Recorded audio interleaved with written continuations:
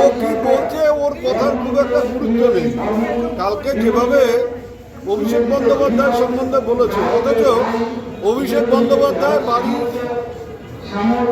দরজার কাছে চাকরের মতো বসে থাকতো, সে এখন অভিষেক বন্দ্যোপাধ্যায়ের সমালোচনা করছে। আসলে আমরা ওর কথা গুরুত্ব দিই না, কারণ আমরা জানি যে গাঁজা খায় তো অনেকে, কেউ মাটির কলকাতা খায়, কেউ সোনা একটু পয়সা হয়ে গেছে, কোথাও হয়তো দিল্লি ফিল্লিতে গিয়ে বড় কিছু করেছে, সোনার কলকাতা গিয়ে গাঁজা টানে। কিন্তু নেশা ওই মাটির কলকাতা টানলেও যা হয়, আর ওই সোনার কলকাতা টানলেও সেই একই হয়। যারা গাঁজারু, যারা গাঁজা টানে, তাদের কথার কোনো গুরুত্ব নেই। গতকাল নিয়ে আসতে হবে রাজ্য লেভেলের তো বললাম যে গাঁজা, মাটির কলকে, সোনার কলকে।